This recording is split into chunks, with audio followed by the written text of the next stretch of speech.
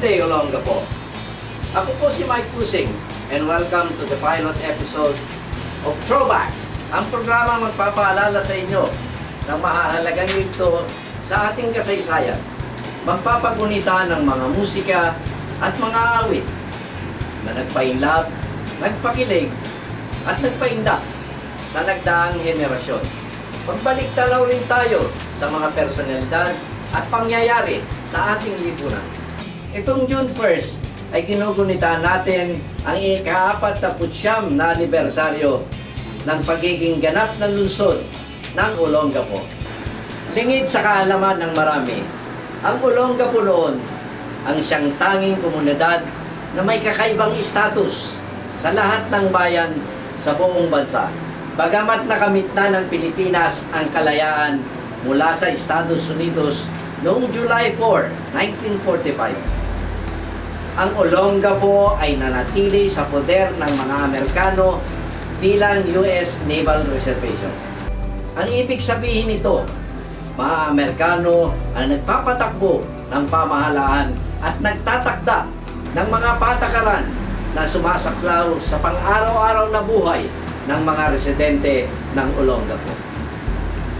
Sa simula ay maayos ang relasyon ng mga Amerikano at mga Pilipinong taga-Olongapo. Subalit ang lumaon, naging madalas ang mga insidenteng pang-aabuso ng ilang sundalong Amerikano. Dahil dito, ninais ng mamamayan ng Olongapo na lumaya na sa puder ng Amerika at maging isang ganap na bayan sa ilalim ng pamahalaan ng sariling bansa. Sa pangunguna ng ama ng Olongapo na si James Gordon Sr. ay ipinaglaban ng mga taga-Olongapo ang kanilang kasarilan. At noong ngang Disyembre 1959 ay naibalik ng Amerika ang Olongapo sa pamahalaan ng Pilipinas. Si James Gordon Sr. ang kauna-unahang naging halal na alkalde ng munisipyo ng Olongapo. Pinagsumikapan ni James Gordon Sr. na maging lungsod ang Olongapo upang mapakinabangan ang bunga ng masiglang ekonomiya at mailatag ang proseso tungo sa kaunlaran. Kaya naman noong June 1st, 1966 ay nilagdaan ni Pangulong Ferdinand Marcos ang Republic Act 4645 na nagtatalaga sa Olongapo bilang ganap na syudad. Nagsimula na ang magandang pagbabago at kaayusan sa lungsod. Ngunit, pansamantalang natigil ang lahat nang binaril at pinatay si James Gordon sa City Hall. Sa pagpanaw ng ama ng bayan, inagpis at kawalan ng pag-asa ang nangibabaw sa mga mamamayan ng Olongapo. Pero sa kabila ng lahat, ay sumikat ang bagong umaga sa pamamagitan ng kanyang may bahay na si Amelia Wigo Gordon. Nang mahalal siyang mayor, ay pinagpatuloy ni Madam Amelia ang mga sinimulan ng yumaong asawa at ginabayan ang ating lungsod tungo sa pagiging maunlad, disiplinado at ngayon ay isang highly urbanized city. Tunghayan po natin ang makulay na buhay ni Amelia Gordon at ang mahalagang papel na ginampanan niya bilang Olongapo's mother dear.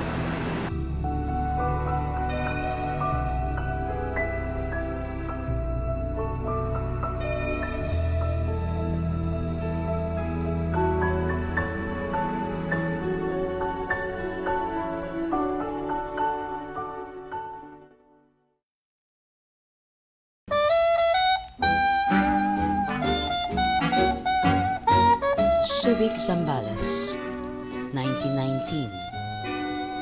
It was the period known as peacetime.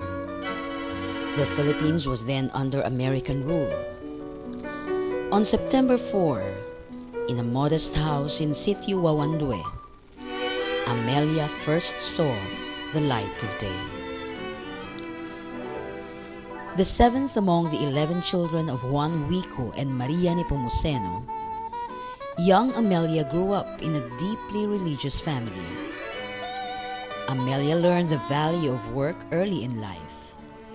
Her father died while she was barely in her teens, and to help augment the family income, Amelia peddled rice cakes in Subic and nearby towns. She also tended to her mother's meat store in the public market. Tireless and aggressive, she would carry these qualities throughout her growing up years up to her married life. Ang dalagang Pilipina parang tala sa umaga kung tanawin ay. The industrious girl with the ubiquitous bilao blossomed as a beautiful and charming lass. A number of suitors naturally knocked on Amelia's door, but it was the mestizo from the barrio of Olongapo who captured her heart. Amelia met Jimmy Gordon while a student at the St. Joseph High School. His persistent courtship led to the altar on May 5, 1940. Jimmy and Amelia were a perfect pair. Both were business-minded. They shared a common inclination to help others. Giving was a natural thing for them. While striving to build their own dreams, the couple did not limit themselves to the confines of their own personal goals. It was no wonder then that Amelia would find her husband at the forefront of the move to gain independence for Olongapo, then shackled by American military rule. She turned out to be a vital asset in Jimmy's bid for the mayorship of the newly proclaimed municipality of Olongapo, after it was turned over by the Americans to the Philippine government on December 7, 1959. She campaigned hard for her husband. Amelia invaded marketplaces, went from house to house, appealing to residents who cared for the future of Olongapo to vote for Jimmy Gordon.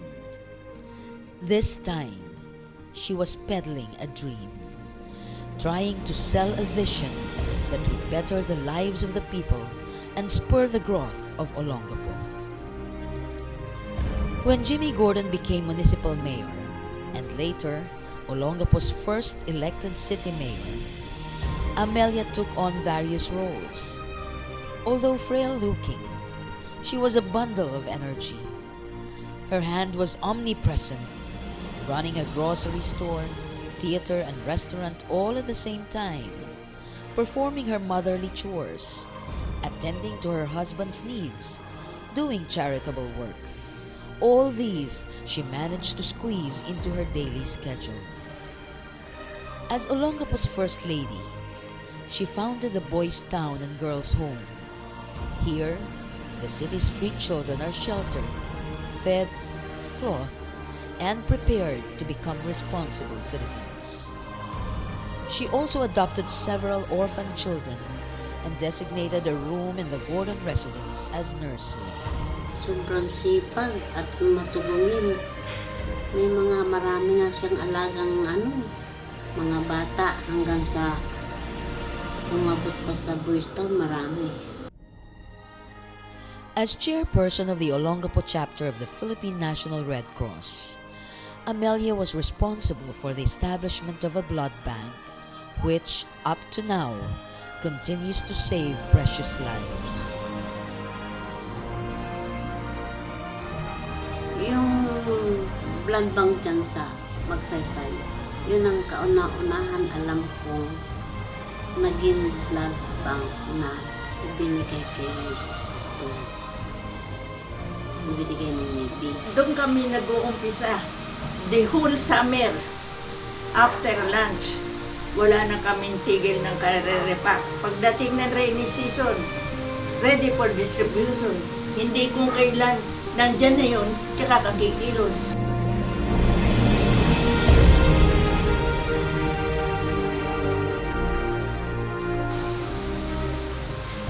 Wala kaming pinipili, basta nangangailangan ng tulong.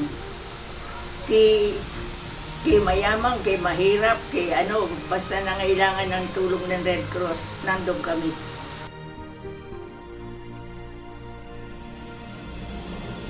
Naging good example sa kanya si Mrs. Amelia Gordon eh. Hindi mo pagsisisihan na makasama siya. Marami ka matututuhan sa kanya. Gayahin nila yung mga naririnig nilang kabutihan na nagawa ni Mrs. Gordon. Maganda yung nakakatulong ka. Hanggang ngayon talagang nararamdaman ko yung sarap na maging isang volunteer. So it was that Amelia moved in a resplendent firmament, blessed with 5 properly brought up kids and doing what she does best, to be of service to the less fortunate. Certainly it wasn't a picture-perfect world, but at least the downs had been few, until tragedy struck and shattered that blissful world. In the morning of February 27, 1967, Mayor Gordon was shot dead by an assassin at City Hall. There were previous threats to her husband's life, and thoughts of lurking danger had been the source of Amelia's nightmares. Her worst fear had come true. The city was shrouded with grief with the brutal slaying of its founding father. There was unabashed weeping, but the woman who was hurt the most kept her composure. She needed to be strong for her sons and daughters. She was lone parent now to Veronica, Barbara, Cecil, Richard, and James Jr. She needed to be strong for the people who believed in her husband's vision and the promise of a brighter tomorrow. Jim is gone, and Amelia knew that no amount of tears could bring him back to life, to that life they both shared, which an assassin's bullet had abruptly ended. Olongapo, following the days after Jimmy Gordon's assassination, was a maiden city in distress.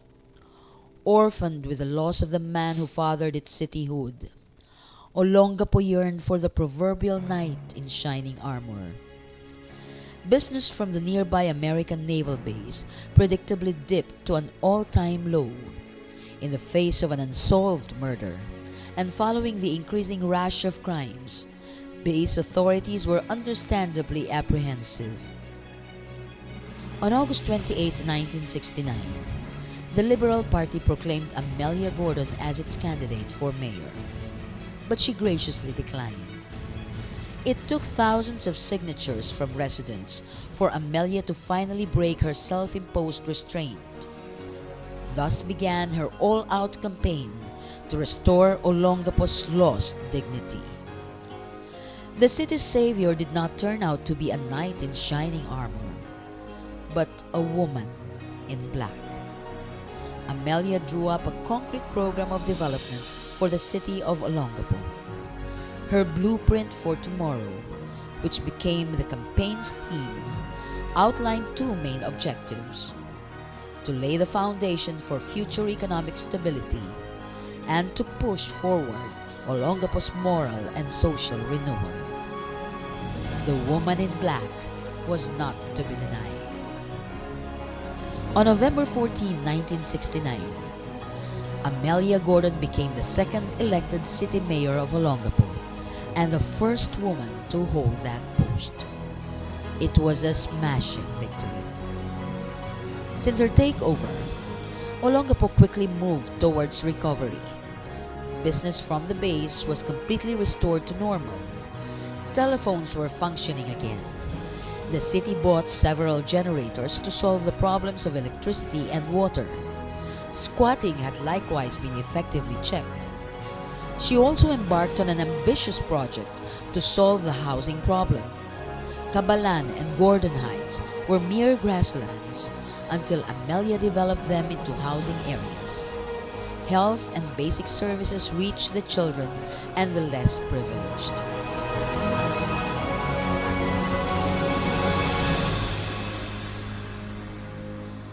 Perhaps destiny willed it that a woman should be in charge when things were getting out of hand.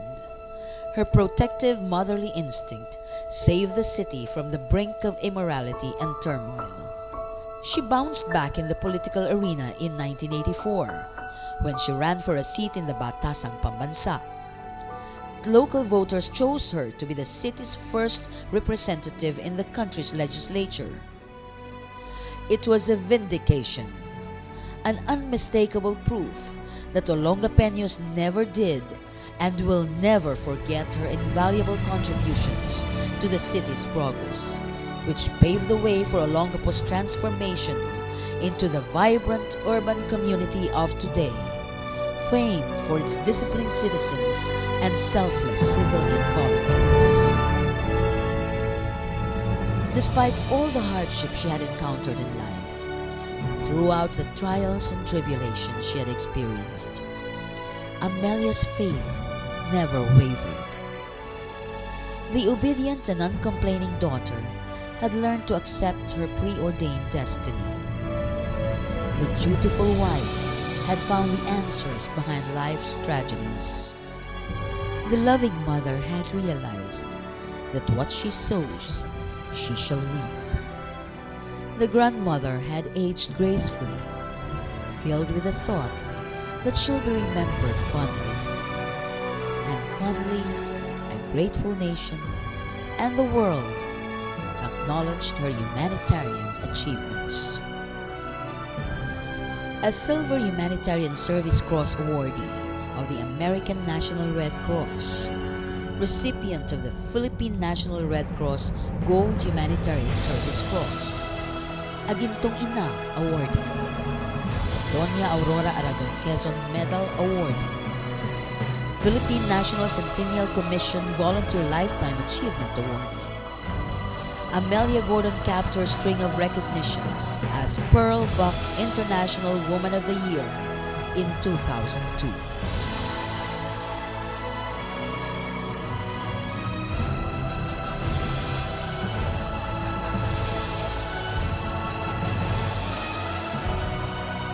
Amelia Rico Gordon. Survivor. Olongapo's dear mother. Her love will forever bloom through many and varied seasons.